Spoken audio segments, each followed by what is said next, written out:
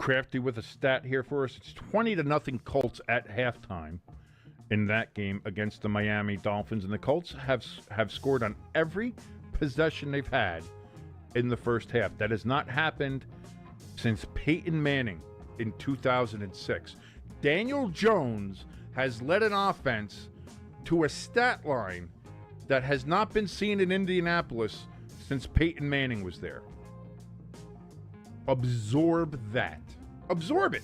Just absorb that knowledge. That's a thing. That's a real stat that is actually there in the world. It's been spoken into the ether. Meanwhile, the Giants had 8 downs to score a touchdown and came away with 3 points. And we seem to just love throwing screens. What's changed for Daniel Jones? What's changed for Daniel Jones? And what hasn't changed with the New York Giants?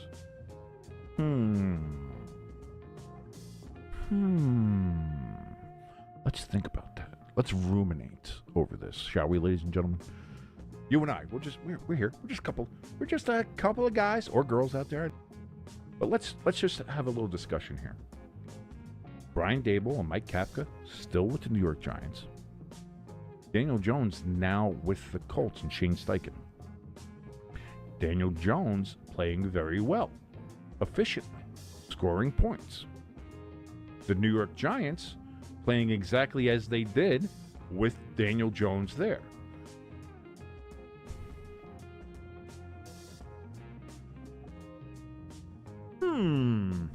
Are you ready to rep your team like never before? Then it's time to gear up at the Stay Tuned Sports Merch store, where we have everything you need to flex your fanhood in style.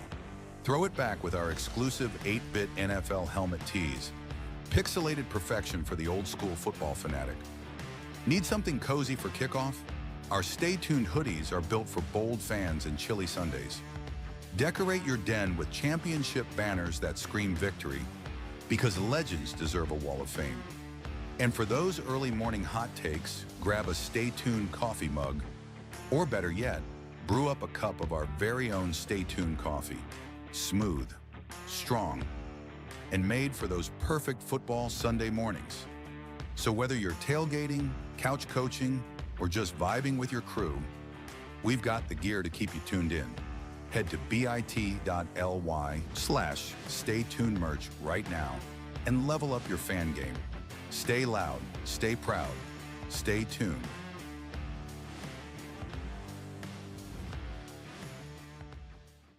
Do you think that this is that first step to...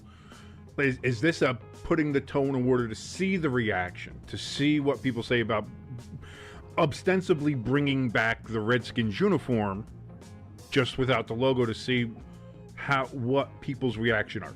And if you've read underneath any of the social media where Washington went ahead and posted this, because they posted it, obviously the NFL posted it, and a lot of the other reporters, Ari Miroff, Ian Rappaport, or your usual NFL people. Under all of those, people have been giving their reactions. So you think that this was a toe in the water situation? I mean, I've been saying for a couple of years that that they'll eventually be the Redskins again. But yes, I kind of think that as far as today goes. I had a thought, because here's the thing. I have a thought. It's very similar to yours, and it is along that case of this country lost its collective mind in 2020. Yes. Like, if you look at just between everything, if you look at what happened in just the year of 2020, now that we're 4 years beyond that, looking back, kind of maybe collecting a sense of common sense again, and I think that's the thing, is that looking back on it now, overreacted on a lot of things. There was a lot of shit that was going on.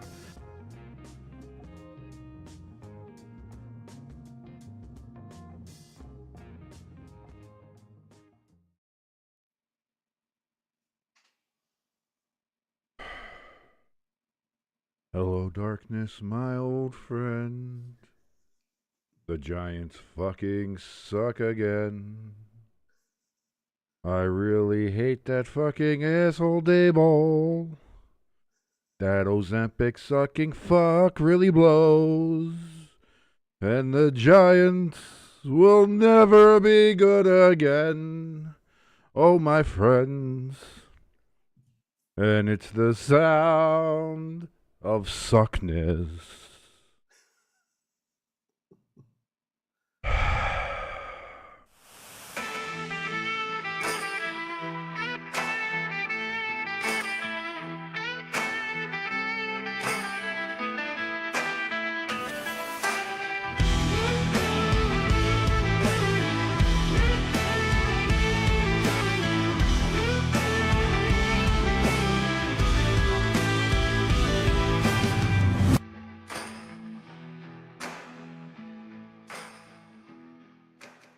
And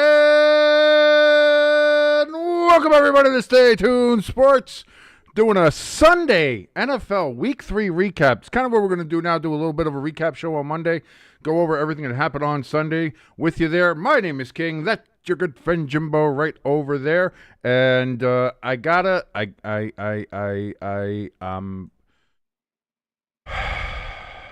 tired, Jimbo.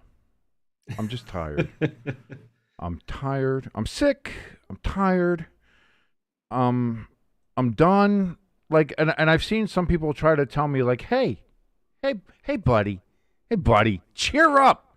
Hey, it wasn't like they put a 50 burger on you, right? True. It's like, look at you, you hung in there with the Chiefs.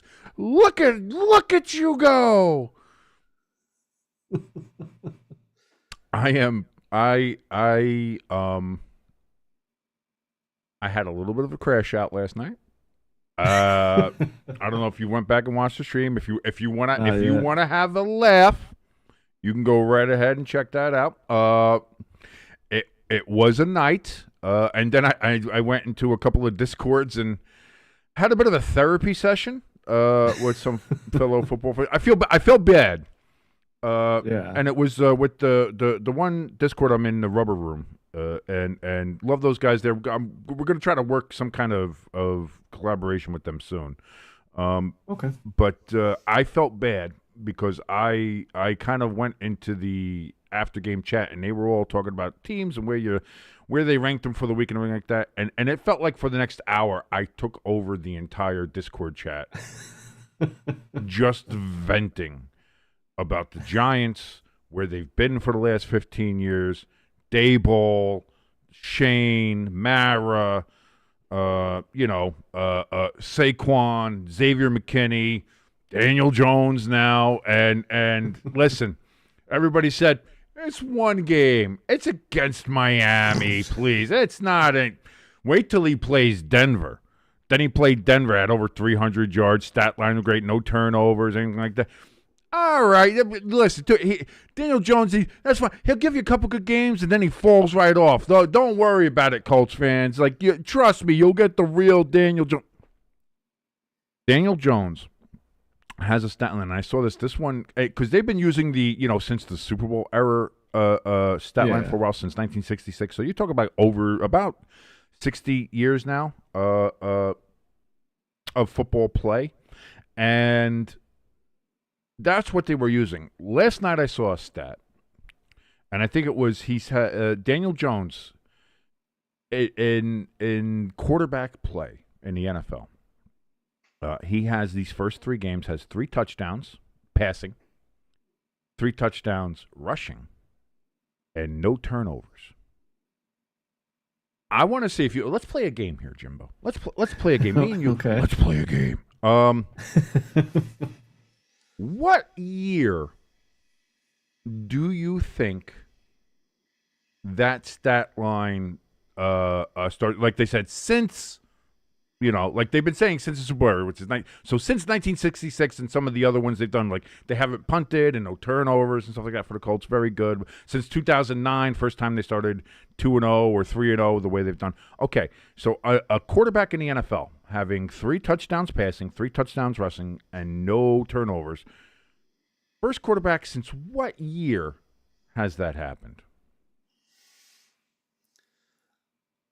I'm not sure the year, but I'll say the player. So we'll get the I'll get the era. timeline, general, right? I mean, you got to think Michael Vick. I mean, he was a good. Oh passer. no! Well, think way more than that. Think way further back than that.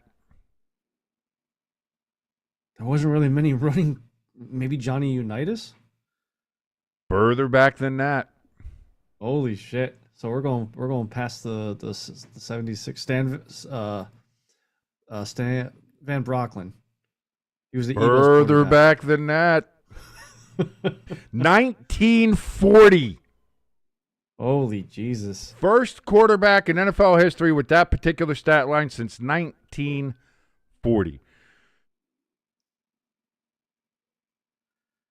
Daniel Jones sucks, man.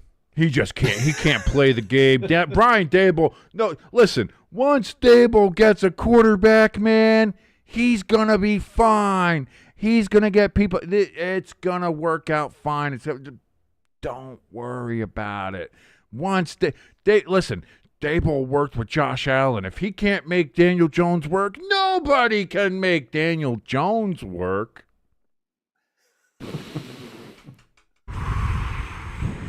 Jimbo, I'm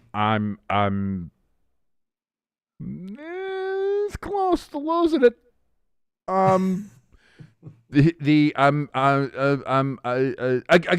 the saving grace here is that I get to say I'm right, Yes. which for me is always a plus. It's always a good thing to say, hey, listen, everybody, I was right. Fuck y'all. All y'all's are wrong. I was right. But it's a little bittersweet because I was right. But my team still sucks. And everybody's like, oh, my God, you got rid of Saquon and then got rid of Daniel Jones. I'm saying you've got rid of Saquon, you got rid of Daniel Jones, and you got rid of Xavier McKinney, but you kept Brian Daboll and Joe Shane. What the fuck are we doing? Anyway, Jimbo, how are you doing on this NFL Football Monday? I'm doing wonderful. I mean, we had a beautiful comeback win yesterday. With the help of the refs, Eagles yes, you did. Yes, you did. We watched here, right here on Stay Tuned Sports. Maybe one or two bad calls, but it wasn't really, really bad. But I do want to kind of jump back onto Daniel Jones here a second. I was actually able to listen to a little bit of the Pat McAfee show today. And when he had Adam Schefter on, they were talking about the offseason and the interest that will be for Daniel Jones this past offseason. And they said the biggest question about him was his turnovers when he was with the Giants. Right. When you're getting literally 1 second to pass the ball and you're getting smashed left and right, he had PTSD. Throw an interception. Yeah. And then you go to the Colts, who have a decent line, average. Maybe I said not great, average. not great, not terrible. But right there, giving him just enough time, and I think I brought the stat up. I think I brought up the stat up to you yesterday during the live stream. Is that Daniel Jones under pressure? Like they have the stats of like how a quarterback does under pressure. His quarterback rating is 112 or something. For being under pressure, no interceptions. No getting completions, no fumbles, no anything like that. Like he's performing under pressure. And I said that's the difference between having the confidence, not only that behind that line and with his team and with his teammates, then also being with the Giants and basically having your fat Ozempic sucking fucking head coach, Baldy McDouchebag there, sit there every time you do it and say, oh, you fucking suck. So why don't you try to get fucking ball? Again, Mr. Square Peg Round Hole. You're not doing it the way I said it, so you must fucking be terrible. Fucking Brian Daboll. And that's what I mean. People's like, put in Jackson Dart. No. Put in Jackson Dart after you fire Brian Daboll. If you're going to keep Brian Daboll there for the season, whatever, like again, the season's over, so I don't give a shit. And this is I got to take a breath because I'm stuttering. I don't stutter. I don't have a stutter, but the Giants are making me stutter. The Giants are giving me fucking Tourette's. Shout out to all the Tourette's people out there. We love you. I lost my train of thought. But yeah, no, I mean, with having Daboll there, if you're going to keep Daboll there, I have like 15 different things I want to say. But if you keep Daboll there, listen, Russell Wilson can't start another game. He can't. Do what we kind of wanted to do. At least I've wanted the Giants to do. When I first heard the news that we did what we did, start Jameis, man. At least one of them has to be a sacrificial lamb, entertaining. basically. Yeah, because I don't want to put Jackson Dart. You put Dart back there, you're gonna fucking ruin the kid. Yep. I don't want that. But put Jameis back there. At least it'll be fun. At least it'll be entertaining. We're gonna lose. Might even get blown out. But it'll be fun to fucking watch. All right? And at this point, that's all I have to. If I see another fucking 6-point performance, another 9-point performance, another, we struggle to get into the end zone. If we get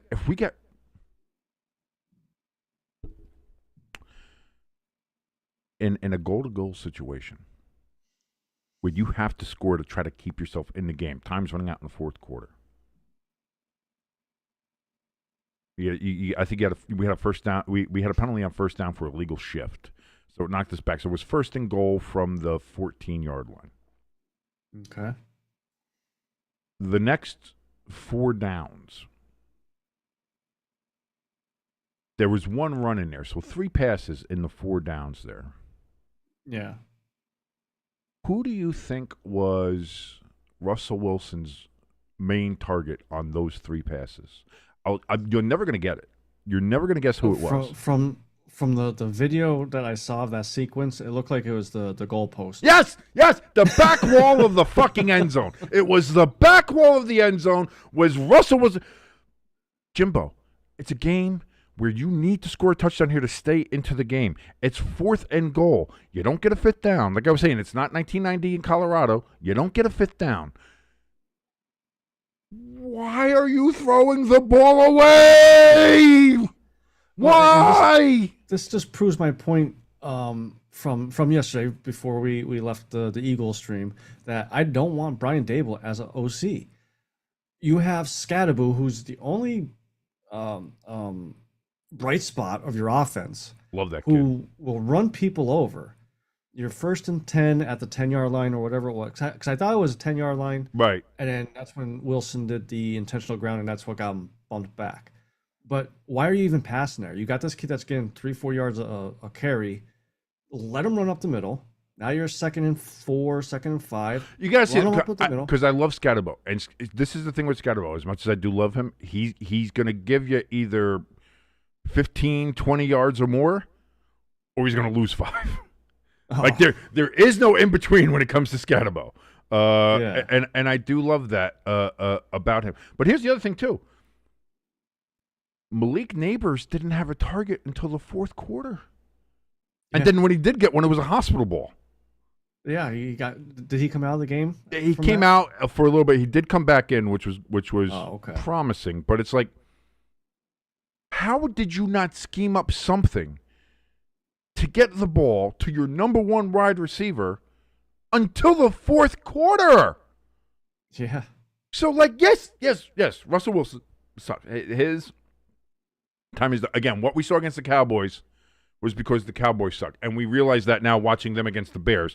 When you make Caleb Williams look like an All-Pro NFL quarterback, you suck. So the Giants putting up 37 on the Cowboys was more about the Cowboys than it was the Giants. I think we can all agree on that right now. That's it. Every pass that he threw deep was so underthrown. That's why he had 2 picks. Probably should have been a 3rd one there as well. Just completely and utterly mismanaged. And like I said on the stream last night, the Chiefs played the game that the Giants needed the Chiefs to play for the Giants to win. Like if the Giants were halfway decent, most other NFL teams would have beaten the Chiefs last night. And I say, by that, I'm telling you, I mean the Browns. I mean the Panthers. I mean the Falcons. I mean literally almost any other NFL team would have beaten the Chiefs last night. The Dolphins probably would have beaten the Chiefs last night, the way they were playing. No, I do, because the Dolphins at least put it up an effort against the fucking Bills. Yeah.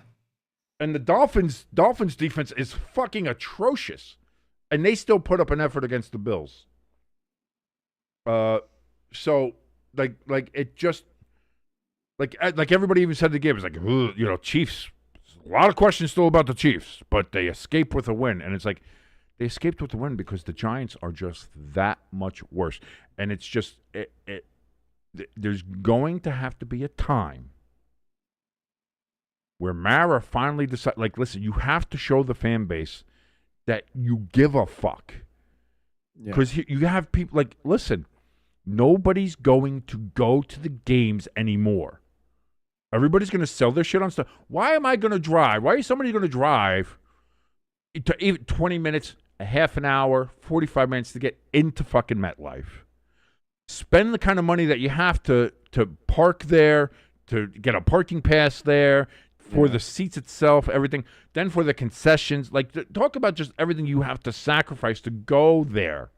Then when the game's over, you have to spend 3 hours in traffic. Have you ever tried to leave MetLife Stadium? Have you ever tried to leave MetLife Stadium? For anybody who hasn't, it's a fucking nightmare. It's a fucking nightmare.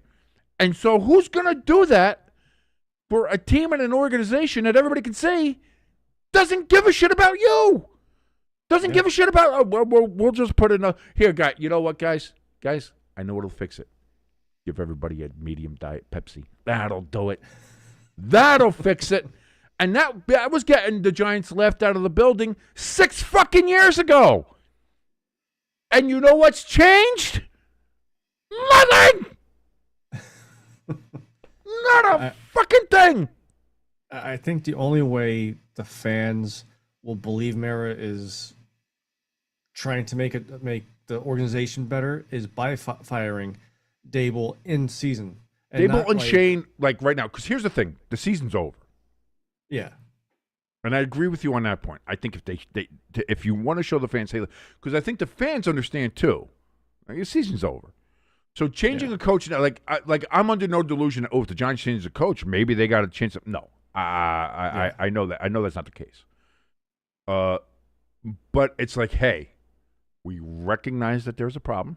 We recognize, oops, we fucked up yet again. Let's take this time to do a thorough coaching search and to kind of feel around. We can use the season for that.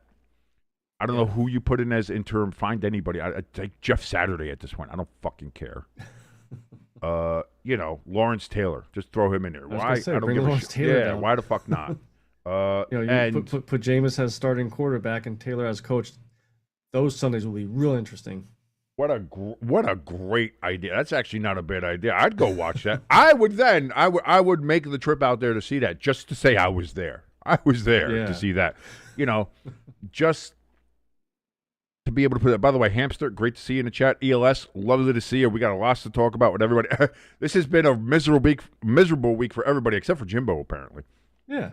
Oh, which it should have been a miserable week for you, but the refs, they got the call from the league office, made sure the rumors already started that they're going to ban blocking field goals because the Eagles are so good at it. So no, well, I mean, because here's the thing too, and to talk about that as well. First of all, yes, Rams probably should have won, probably should have beaten the Eagles. Did not though, as the Eagles, whether you think fairly or unfairly, did come back in the second half and ended up defeating the Rams. The Rams had a chance to win at the end, got a field goal block. That was the second block. By the way, not a great day for kickers yesterday at all. Like, across the board, it was just kicker hell yesterday. So you had – let me pull up the scores here so make sure I got everything. Because you guys – I mean, at halftime, it really looked like it was over. As we had watched it, it really looked bad. Hurts hadn't looked good. I think you guys had 22 yards total at halftime. I don't even think it was that much. I remember maybe because I think it was 22 total yards. I think your passing yards was -1. Yeah. So it was bad, and it was like, ooh boy. Second half, things changed obviously. However you want to say they did it. I'm just saying, and especially the blocked field goal return for the end zone that all of a sudden let all the Vegas house wins and all the betting sites win. I'm just Packers saying. too. There was a couple games that were questionable. I'm just saying. I'm not a proponent of conspiracy theories. I don't think that was the case, but you gotta ask the questions. Just asking questions, Be like Joe Rogan here. Just asking questions, man. That's all we're doing. We're just asking some questions here. But I'll say this. Putting the Eagles hate away for a second here. It's very hard for me to do. But putting the Eagles hate away for a second. If I was an Eagles fan, by the grace of God, I'm not. But if I was, I'm still worried by how this team is performing. Now, you can look at it two ways. I think you could look at it as Eagles are winning despite themselves. And hey, listen, once we get going, boy, if we're winning when we suck, boy, we'll wait until we actually get everything together. Or you could look at it, man, we are tempting fate far too much. And eventually that's going to come and bite us in the ass. I wonder which one of those ways you're looking at these first three games for your defending Super Bowl champion Philadelphia Eagles. Well, you know what? Here's the thing. Like, this next game, no matter if it, obviously it's the Bucs, but I'll say the same thing if it was the Bengals. I'm curious to see how the play call goes now, because the second half, Jalen Hurts ripped into his offense coordinator, and it almost started to think about it. Like, it seemed like the offense coordinator was more worried about playing safe than letting the boys go, which was how they won last year. And once he trusted those A.J. Brown, Devontae Smith, Hurts, that offense started to go, which then opened up Barkley, and then we were able to get going. So was this a mirage, or was this when it finally clicked for this offense coordinator? I don't think it's the team. There's too many good players on that team, and A.J. Brown said it. There's too many good players on this team to hold them back. And I just hope this coordinator sees what he did in the second half, because Sirianni came out and said they didn't switch up play callers. The same guy from the first half called this plays in the second half.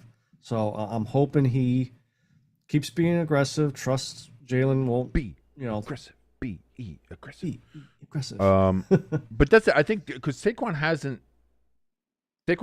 seemed Saquon in these three games, and I think that's the other thing too to look at is he hasn't really gotten going so far this season. Well, and the thing with that too is if you look back in history with running backs that cross over 2,000 yards aren't they're not as good as they were that season. Well, that's a high bar to maintain, and that's I was not one that was going to say, oh, I think Saquon can do the same thing again. Rarely does that happen, or will that ever happen? But I think it's the fact that you're seeing the production level drop as much. It's not. It's clearly, he's not. He's going to have some off games. He's not going to be as good as last year. Could he be? Sure, maybe at some point. Blah blah blah. But you'd figure a little drop off is fine. Maybe some teams focus on him more or scheme for him, whatever. But for it to be this much of a drop off is is there an offensive scheme problem that is causing that? Because he hasn't looked quite right. Hurts has, outside of little spurts here or there, has not looked great. They haven't been able to get the ball to their playmakers as far as the two big ones, at least anyway, with A.J. Brown and Devontae Smith. Goddard has come up in big spots as kind of like a safety valve. Same with Dotson. So there's been some of the lower key players that have kept the Eagles in these games and moved it just enough to keep the Eagles head above water. But if you get to a game where that maybe doesn't happen or something, things start going like that, that's when I think you got to start, if you're at Eagles, really start, we need to pick up the pace here. We want to be the team that puts the foot on the throat. We don't want to be the team that is just, survived another one, Yeah. No, I agree with that.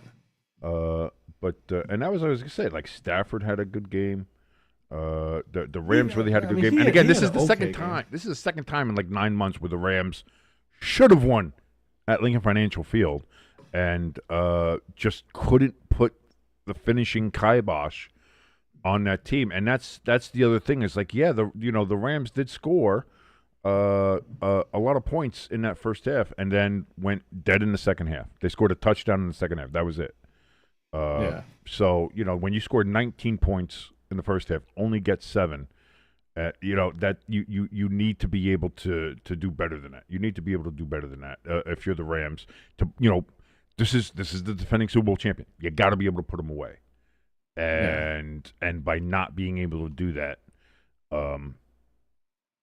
does that to me, does that say, are they not there at that level yet? Is this a learning experience? Can they learn on that? I don't know, but they. Again, I think the Rams are very good. I think they're one of the best contenders in the NFC. But you gotta make that. You have to win that game. At that game, you look at that game at halftime. You have to win that game. Yeah. So again, congratulations to the Eagles and their best friends, the referees, for going ahead and giving them there. Now, let's jump over, because as you might have noticed, I said, "What the hell happened? What the hell was Week 3?" That's the title of this particular recap. Because what the fuck? Listen, I was sitting here. I was ready to be like, hey, I'm thinking about putting the Packers at number 1. I'm thinking like this is like, considering how the first 2 weeks went and how the lines looked after the Packers game, and it's like, are maybe the Packers just, are they that team? Like, are they going to be that team? And I was talking about it on the Friday forecast. I was talking about it on Stay Tuned Sports on last Wednesday. I was like, this looks like this, this could be the heavy hitter team. This could be the big boy team this year.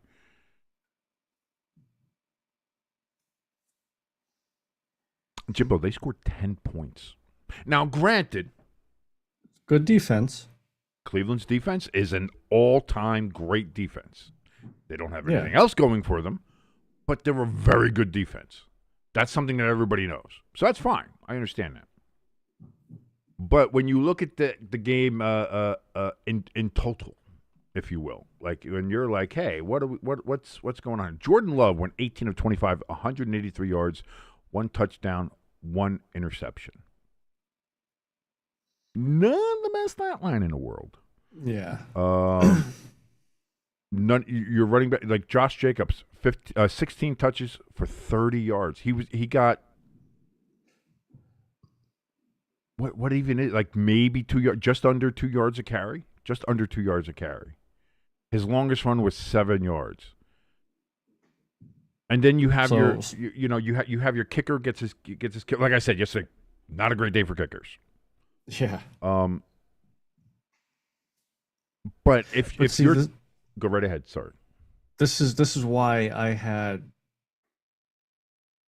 a semi-hard time having the Packers go up as high as you did, because I still need to see a little bit more from Jordan Love. Was the first 2 weeks the Jordan Love from those final 10 games, or was he finally did it finally click, or was that just a mirage? Obviously I didn't get to watch the game, and maybe ELS could fill us in a little bit since he's the Stay Tuned Sports Packers fan. But from the comments, it seemed like the old Jordan Love showed up, made stupid passes. Even at halftime, when we looked at the halftime stats, he was only like 10 for 12 for like 60 yards. Like, you got to move the ball down the field more than that if you're going to pass that many times. Guys, I have noticed the shit talking in the chat. We were busy trying to cover some games. I have noticed the shit talking. Hamster says King just doesn't want us jumping hunt. Listen, there's nothing you can say to me that I haven't said about the New York fucking football Giants already. And Hamster really don't have a spot to say. I was going to say we will get to the Atlanta Falcons. Yeah. Trust and believe we will get there. But so do not worry about that, guys. Right now they're having a discussion about the brown note and the history of the brown note in military circles and what it was used for by DARPA to make people shit themselves and all that kind of stuff, simply because of, well, one reason I think, the Packers shit the bed against the Browns. Also, the Browns were wearing their turd uniforms sponsored by Dude Whips. And I brought this up yesterday, and I think this is actually a fairly good point to make.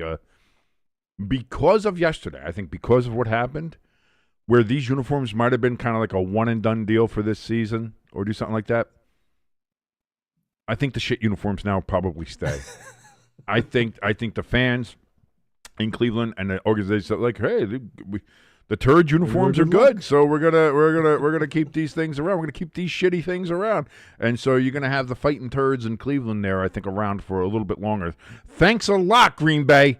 This is just another layer of the failure. Also, earlier, did you say that the Packers made you semi-hard? I don't know. That was a very weird statement to make by you, Jimbo. No. Never. I love picking up little details of dumb shit. But yeah. So now the Packers have to go to Dallas. If ever there was a get-right game, I think that'll be the Dallas Cowboys. Because I don't know if anybody noticed this, but that let me pull this game up here real quick. Jesus, why do I got to scroll so far? All you had to know about the Bears-Cowboys game is when you have a flea flicker that your running back throws it up to the outer space to come down and still has that much time to chuck it down for a touchdown. That wasn't a running back who threw that. That was Caleb.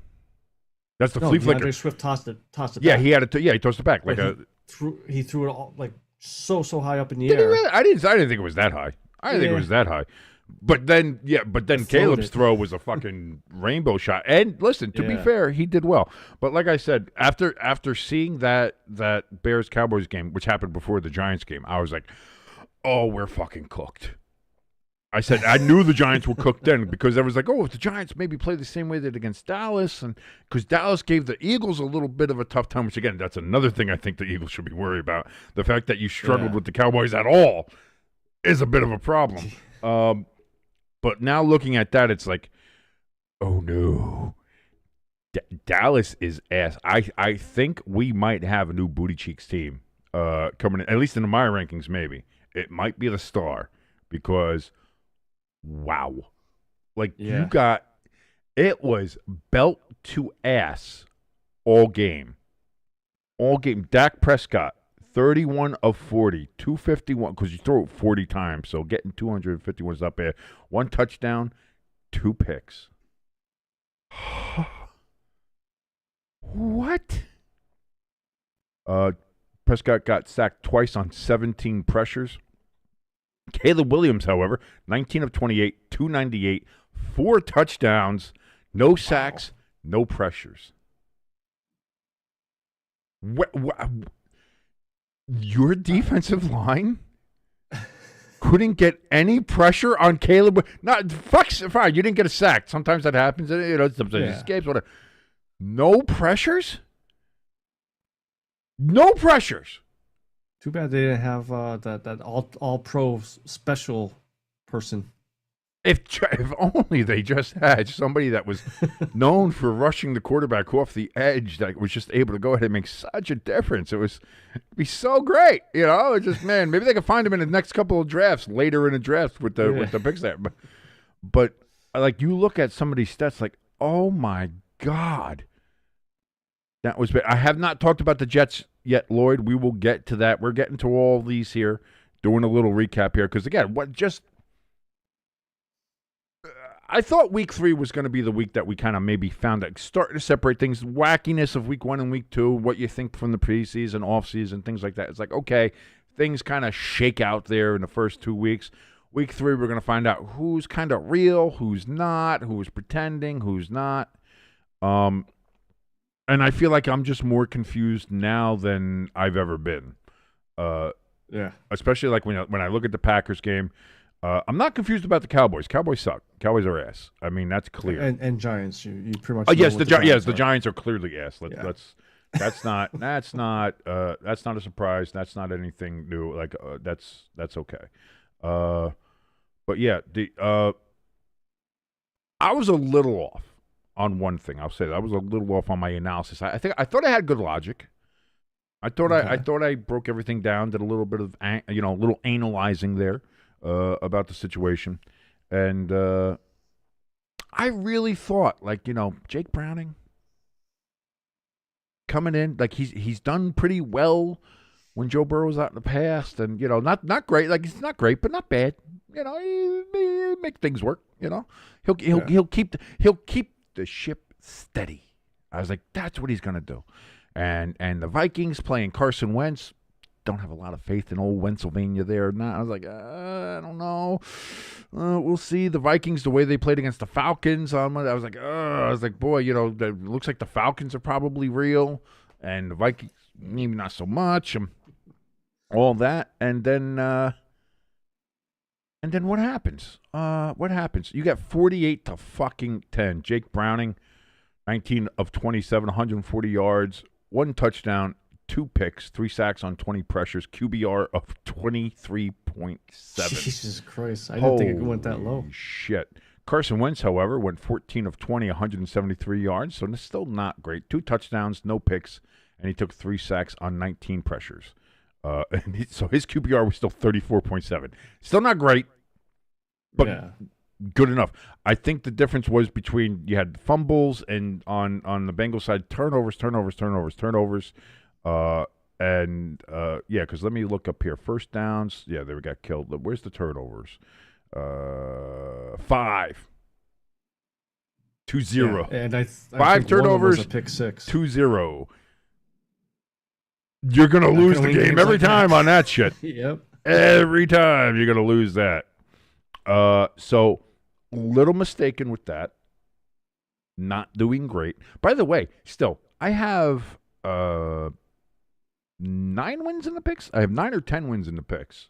Oh, okay. So not doing bad. You, however, oh boy. Oh, I know. I was torched from the 1 o'clock games. I think you have 6 or 7 wins. Yeah.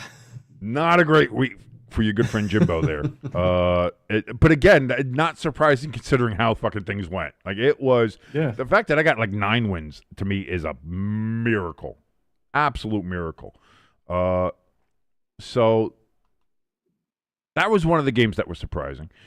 Colts beat the Titans 41-20. Again, that really wasn't surprising, not to me anyway, especially when you look at our good boy, Indiana Jones and the Danny of Dimes.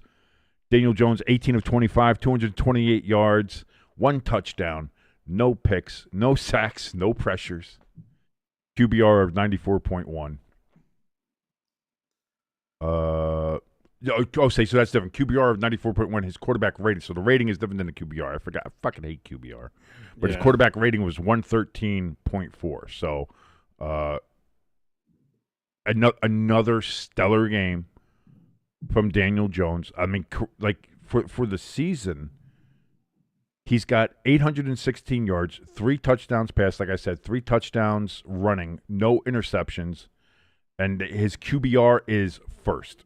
He's number 1 in QBR, which I said I hate QBR, but he's there. 85.7 is number 1 QBR. They don't have his rating here because ESPN likes using their own QBR. Fuck you, ESPN.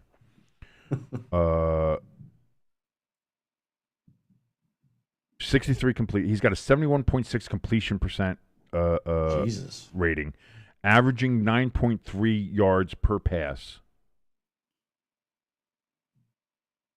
They have a projection for what he might. Oh boy, the projections. If he stays on this pace, he'll have. They're calling him to have 4,600 yards. Wow. 17. And if he goes on this pace, he'll have 17 touchdowns and no interceptions. If that happens. That'll be his current quarterback rating, by the way, is 111.7, so 112 quarterback rating. Here's the thing. I know people were joking about it, saying like, oh, Daniel Jones, maybe he'll get, comeback player of the year thoughts, even though they kind of changed the criteria for that. If he stays on this pace, like I said, eventually there is going to be a turnover. Eventually there is going to be something. Like eventually they might lose a game, somewhere around the way. Like that's going to happen. It's the NFL. It's going to happen. Yeah. But if he stays on this pace, if he stays consistent like this throughout the season, do you really have to start thinking about throwing him into the MVP race? I mean, to think about up to this point, who's better? Because, and here's the other thing I'll bring up. what is the only difference really on this Colts roster from last year to this year? If you look at this Colts roster, yeah. What is the only one really kind of big difference, offensively, defensively, or whatever? What is the one big difference between last year and this year? And if they continue on this way, and that's what I'm saying. Like that, if that's going to be the difference, yeah. How do you not have him in consideration? So again, early days, way early days, Yes. way too early. But I was like, if he continues on this pace, holy shit. And yeah, Hamster says the Giants should have kept Daniel Jones and Saquon Barkley. Did you see Barkley's comment though after the Eagles game, and they told him how Daniel Jones was doing, and he's like, I don't root for anybody other than the Eagles and myself to do really well, but one person, and that's Daniel Jones. I really hope he performs excellent and does great all the way through. It's kind of there seems to be a trauma bond there. Between Saquon Barkley and Daniel Jones, and anybody who kind of leaves the Giants, it's like I just want to. I know what he went through. I know that. Yeah. Nothing but the best for that guy. They have a group every Wednesday at they have a former Giants support group. It's like, hi, my name is Daniel. Hi, Daniel. I was with the Giants for 7 years. Ooh, that's rough, you know. Steelers beat the Patriots 21-14. The Patriots should have won that game. Patriots should have won that game. Turnovers, again, bite you in the ass every time. Steelers got a lot. I mean, the defense played a little bit better, but again, it is the Patriots. But the Steelers got to start putting some shit together here. Yeah. They got to start looking good because they don't look great right now. Then there's this game. Buccaneers 29, New York Jets 27. Just when you think you've seen it all. We were on this live stream here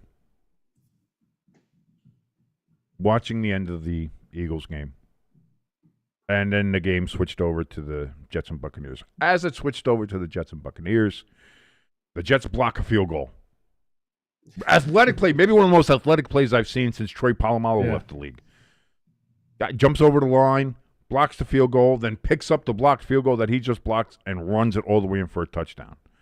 And you're talking, what was there? I think there was like a minute plus there, minute 20, minute 30, something like that, left in the game at that point. Buccaneers were kind of trying to ice it a little bit. Jets go down. They're able to get that. So now they're winning 27-26.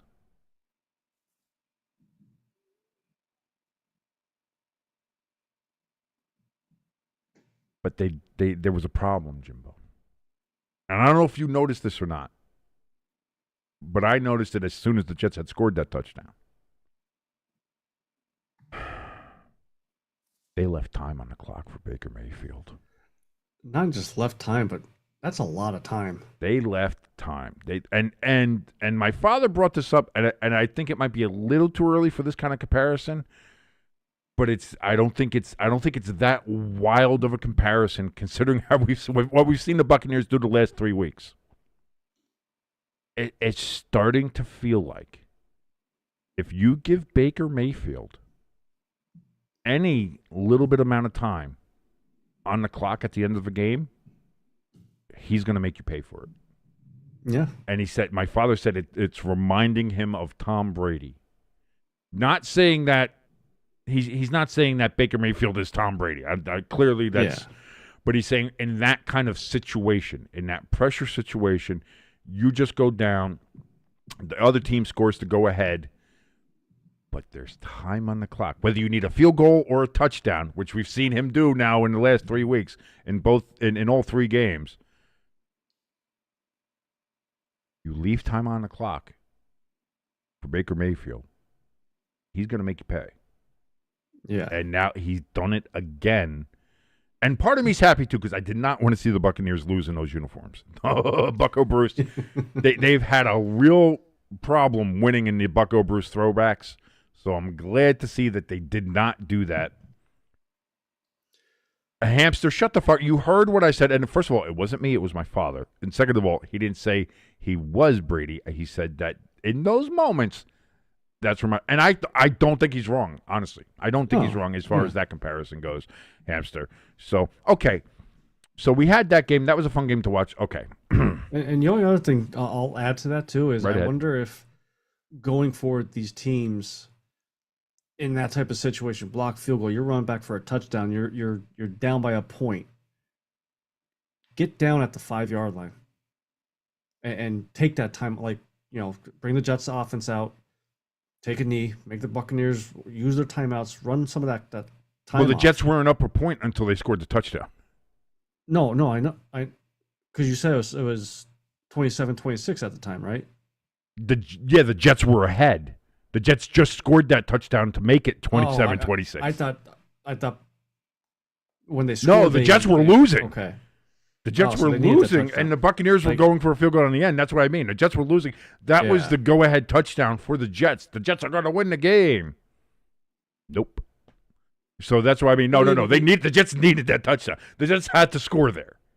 Yeah. Even that though. And I don't trust the Jets. I wouldn't trust the Jets offense enough to like slide at the 2-yard line or kneel down and let the offense do it to run time off the clock. I wouldn't trust the Jets offense to do that.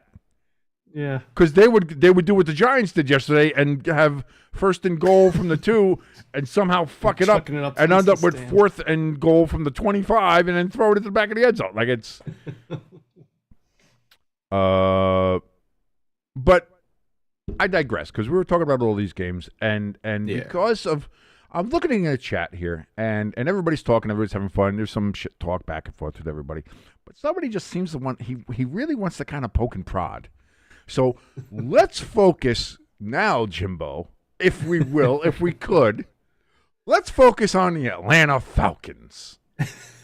Because the Atlanta Falcons, who, boy, after that game against Minnesota last Sunday night, a bit of a snooze fest, but, boy, the defense looked like it was sharp. Made J.J. McCarthy look all silly. Michael Penix looks like he's getting it. It looks like he's getting it. Oh, they finally realized. Hand it to Bijan. A lot of Bijan. Oh, Bijan could do a lot of things for you, man.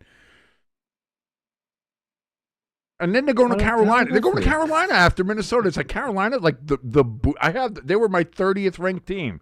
Right there, booty cheeks, in the middle of the booty cheeks. They were the asshole of the booty cheeks, were the Carolina Panthers. They were neither left or right. They were ass crack. Yeah.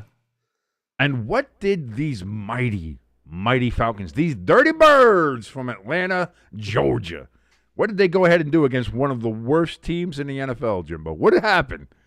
What did they do?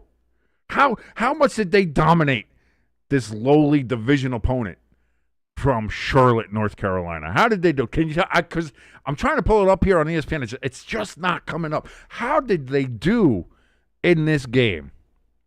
Well, I mean, here's the thing. I think the stream froze. Oh, no! Because I just looked down my phone and no more chat.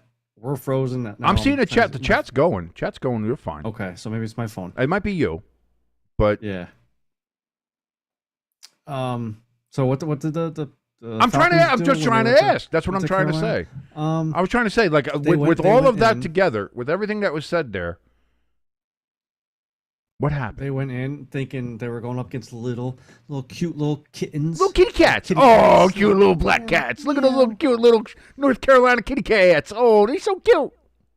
Only to come around the corner and see freaking Simba from Lion King all grown up and just mauls them. Jimbo, do you know how hard it is in today's NFL to not score a point? Like, especially when you think about kickers today for the NFL, like you have, like, the Cowboys have Brandon Aubrey, who could probably easily make it from fucking 70 yards. And now you're seeing a lot of kickers. There's a good chunk of kickers, about 10 or 12 kickers you could probably name off, that can make it from 60 plus on a fairly regular basis. So you're talking about, like, over half of the football field, you're within field goal range for a lot of these NFL teams. So, like, do you know how hard it is to just not score a point at all in the NFL? To be shut out in modern day NFL, it's almost impossible. It's almost impossible of losing every game of the season. Carolina Panthers beat the Atlanta Falcons 30-0. Nothing. 30-0 against an actual NFL roster who we had we drank the Kool-Aid. We had the Falcons in our 12 spot. We were like, if they do this, feed Bijan Mustard and Michael Penix. He's got big throbbing Penix energy. Like it looks like Jimbo. They put in Kirk Cousins yesterday. They're trying to trade this motherfucker, and then they had to put him in. Penix was 18 of 36 for 172 yards. No touchdowns. 2 interceptions. A quarterback rating of 40.5. Wow. Now, Bijan Robinson had 13 touches for 72 yards, averaging 5.5 yards a carry. So every 2 touches, getting a first down. That's okay. That's respectable. Also, you probably should hand him the ball off more. I'm going to say that. Receiving. Drake London was the top receiver, 5 catches for 55 yards, averaging 11 yards per catch.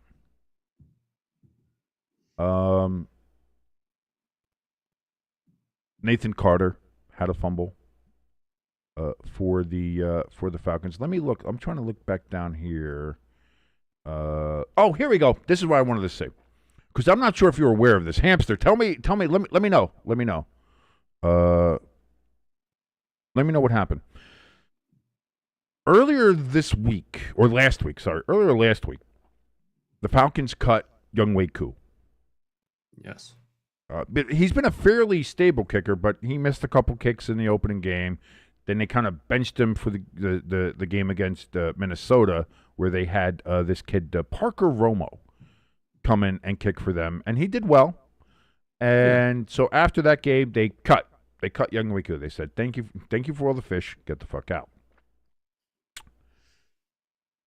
How many field goals do you think Parker Romo made yesterday? Well, I mean, obviously it's kind of obvious since the Panthers beat them 30-0. I want Hamster to answer that one. Hamster can answer that one. He could. He could try. How long were they? I wish I could find. They don't have it here, unfortunately. I don't know why. Let me see. Let me click on Parker Romo. Maybe it has it in his official stats there. Here, he had. All I could see is 1 miss was from the 40 to 49 range, and 1 miss was from the 50 range. So they attempted 2 field goals, and missed both. The 50 range, okay, for a average kicker, probably tough for him. But that 40 to 49, that should be almost a gimme anymore for any type of kicker. So here's the thing. So even if Parker Romo had made those 2 field goals, yeah, the Falcons still lose 30-0. I mean 30-6. They would lose 30-6. I'll say this too: the Giants scored more points than the Falcons. That's embarrassing. That is. Like when you let me look. Let's see. Let's look at all the teams. Let's look at all the teams that have scored more than the Falcons in this past week. The Dolphins scored more. The Bills scored more. The Green Bay Packers scored more. The Browns scored more. The Colts scored more. The Tennessee Titans scored more than the Atlanta Falcons. That's kind of crazy. The Bengals, who got mollywopped by the Vikings, they scored more than them. Also, the Vikings did score more than the Atlanta Falcons. The Steelers scored more than the Atlanta Falcons. The Patriots, of all teams, scored more. The Rams and Eagles, they scored more. The Jets scored 27 more points than the Falcons. That's crazy. Buccaneers scored more, which I know that burns as being the divisional opponent. You don't want to see that ever happen. The Raiders scored more. Washington, they put up 41. Washington beating the Raiders yesterday was kind of quiet. I guess based on everything else that happened, considering that was kind of expected to happen, I guess that's why it kind of flew under the radar. But yeah, Marcus Mariota did a great job, except you picked the Raiders. So, but also Mariota took out his own head coach. I did see that. That was kind of funny. That was a tough hit. It was a tough hit, but he's a tough man. He's a tough man. Yeah. Dan Quinn, he jumped right back up. The Jaguars scored more. The Texans, who have been pretty awful, by the way, Great prediction on you by the Texans, by the way. They scored more. They got them right where they want them. Broncos scored more. Chargers did score more. Oh, boy, the Saints got killed in Seattle. But they scored 13 points, so they scored more. Seahawks, the terrible Cowboys scored 14 points. So they scored more than the Falcons. The Bears, but Caleb Williams? You let Caleb Williams outscore you as the Atlanta Falcons? What? What kind of joke is this? Cardinals scored more. The 49ers scored more. The Chiefs obviously scored more. And the New York Giants, this team that can't get out of their own way, this team that is so bad that I want to blow the team up and just start off with a brand new expansion team, they scored more than the Atlanta Falcons. Notre Dame scored more than the Atlanta Falcons. We can start talking about college. I think Austin Peay might have scored more.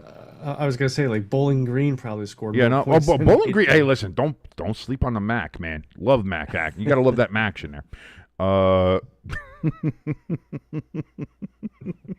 We love you, hamster, but sometimes you got to take your medicine, man. Sometimes you got to be in the bottom of the barrel. Sometimes you're the hammer. Sometimes you're the nail. We love you, brother. Oh, he's getting so mad. He's so mad. The king can't do math. Now look it up for the season. I think this will actually spark the Falcons. Notre Dame is 0-2, and the Giants are 0-3. He's crashing out. He's crashing out. Yeah, ELS is going to get shoved into another lake. Jesus Christ. He's so mad. He's so mad. He's so mad the Southern accent is completely unintelligible right now. He's going up there. His gums flapping. There, I don't know. And here's a funny thing about like any type of trash talk to me. He'll go, we beat you guys last year though. Yeah, we didn't lose to the Panthers by 30. And not score a point. Like I can't remember. Not score a point. When was the last time the Giants did not score a point? I don't know. I'm gonna look this up. Hold on. No, I'm not gonna do it. Okay, we're done. We're done. We're done fucking with you, hamster. We're done fucking with you. I did see a stat with the Giants. Yesterday's game that you had 9 is like the 10th time out of the last 18 games you had 10 points or less. Yeah, I know. It's terrible. Like I said. And just look at the way the season started. We had 6 points against Washington.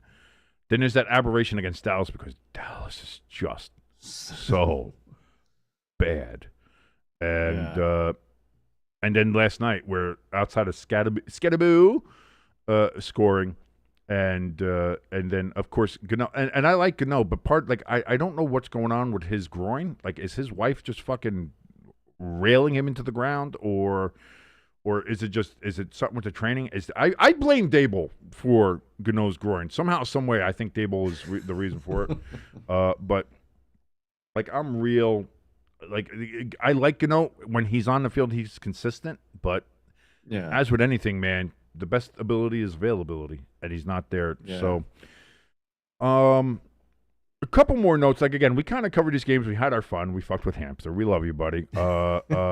ELS, boy, your Packers have to show up next Sunday night. If you struggle against the Cowboys, especially with Micah going back home, and and CD not playing. CD's out. And there's a lot of injuries we'll talk about as well. A couple of big ones. James Conner, probably out for the year, watching his ankle snap against the 49ers, also in that game. And maybe the biggest one. And this team can just not stop getting the fucking injury bug. But Nick Bosa, maybe the most important piece on that team right now, out for the year, ACL tear. They were hoping it wasn't. But then they did the scan this morning, and sure enough, it is ripped and torn. So he's out for the season. Just a massive blow for the fucking 49ers, who are 3-0. But how long is that going to last? Now, it feels like that division is up for the Rams taking, even with the loss against the Eagles. And I know the Cardinals are only 2-1 as well now. So you have the Cardinals, Niners, and Rams all 2-1. Or I'm sorry, the Niners are 3-0, but you have the Rams and Cardinals 2-1. I like the Cardinals. I'm rooting for them. But first, Marvin Harrison Jr.'s got to get on the board somehow. He's been non-existent so far. I don't know if that's him. I don't know if that's the scheming. I don't know if that's Kyler Murray. I don't know what that is, but they gotta fucking fix that. And I like him, and I'm rooting for him. But if you told me right now who would I think would win the NFC West right now, I think it's a strong possibility that it's going to be the Rams, because I still can't buy into the Seahawks either. And I know the Seahawks are the Seahawks are 2-1 as well. So it's like I just. And again, they put a mollywhopping on the Saints, which they probably should have, despite us kind of saying the same. By the way, I thought the Saints looked clean yesterday. I liked the white helmet with the white throwback jersey and everything. I thought it looked good. Didn't play well with it. I don't know how long, how much more they're going to wear that. They're going to be like, this is the mollywhopping jersey. So I don't know how well that's going to do. But so we got injuries there, like you mentioned. CD Lamb out for at least 2 weeks, maybe more. Depending on how bad that gets for him and how much of a sprain it is for the Cowboys. So he's gone for a while. Let me look up see if there's been any more breaking news from our good friends.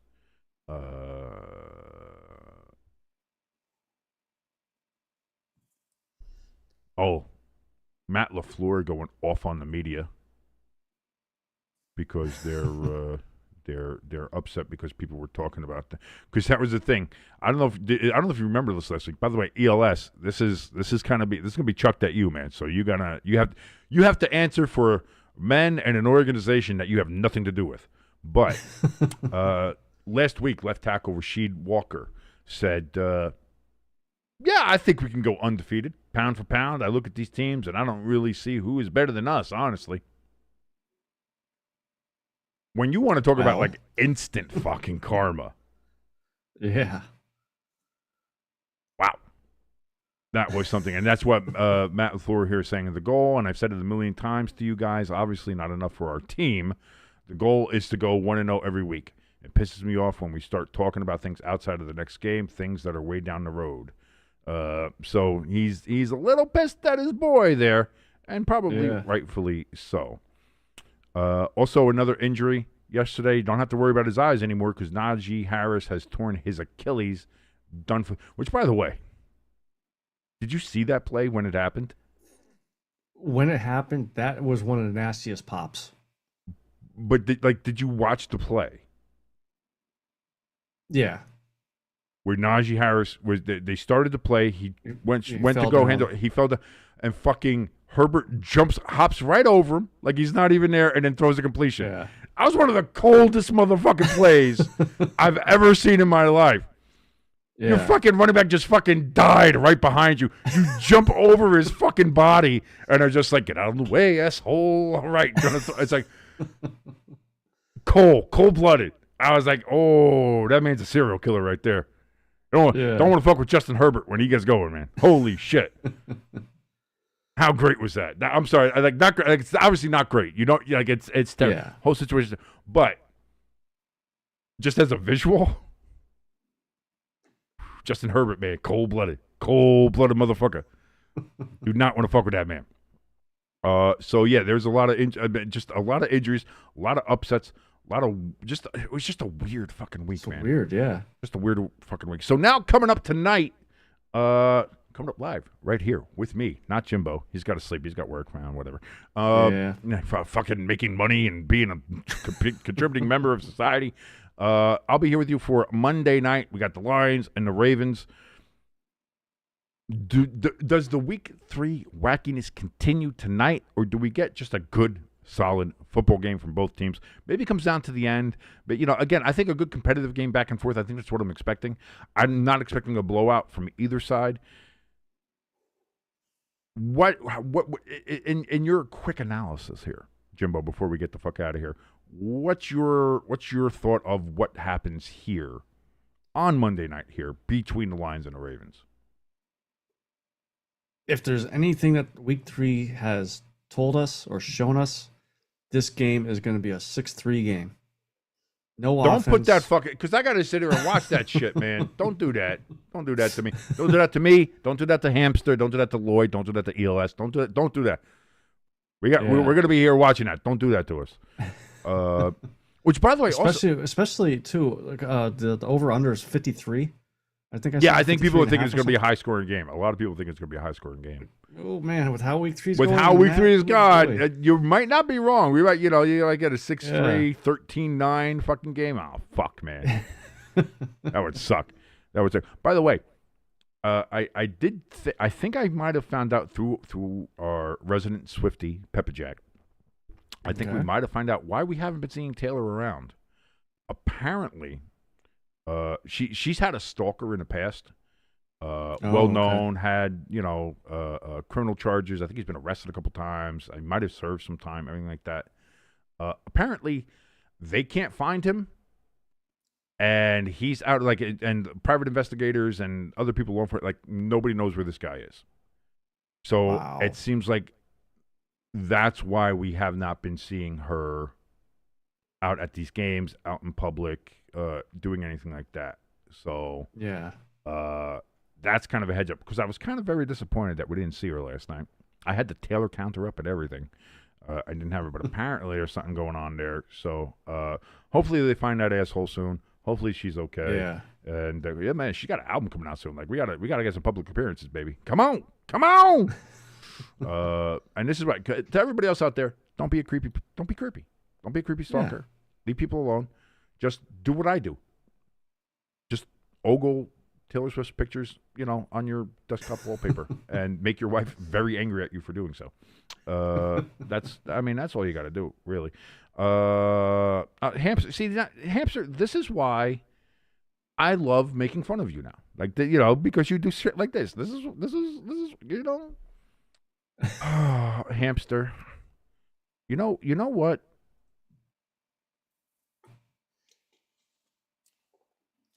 There you go, Hamster. Hamster got a timeout. Oh boy, that wasn't ELS this time. That was me. We might have to get a hamster timeout clicker for. I might get a counter. I might get a hamster timeout counter. Just be like, just 1 minute. He's got 1 minute. That's all. He'll be back. He'll be back in a minute. But we love you, Hamster. Man. Anyway, thank you so much for joining us here on this NFL recap. NFL Sunday recap. This is brand new, so I still don't know if we even have a name for it. I didn't even have graphics for it. I just kind of used the old STS graphics and used that. So, but NFL Sunday recap for week 3. It was wacky. It was wild. It was fun. Thank you so much for joining us. Hope you join us later on tonight at 8:00 when I watch the Lions and the Ravens. If you want to help us out at all, please give us a like, share, and if you're new here, please hit that subscribe button and notification bell. Helps us out tremendously. We have a link for our donation station in the description below, merch store below, Discord below, everything else is below. Hamsters, welcome back. He says Jimbo calls her a guy all the time and doesn't get banned. I can't ban him. He's right on the screen. What am I going to do? If I shut him off, I shut me off. But yeah, all the links. You want to help us out? Those are down in the description below. And so with that, Jimbo, final thoughts on NFL Sunday for week 3. Just like the title says, wacky, wacky Sunday. Weird, wacky stuff. My final thoughts are, why isn't Daboll fired yet? Why isn't Shane fired yet? And why is Russell Wilson still in the league? Also, I mean, if the NFL had like a promotion relegation system, like soccer does over there in England and Europe and stuff, the Falcons you'd put down, who would you bring up?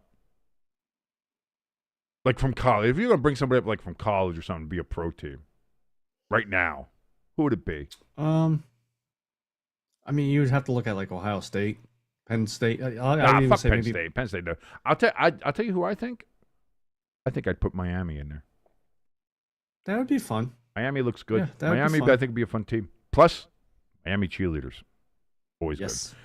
All right, everybody. Until tonight, we'll be here for Monday Night Football. I'll see you later. Thank you so much for joining us here on Stay Tuned Sports. Adios, everybody.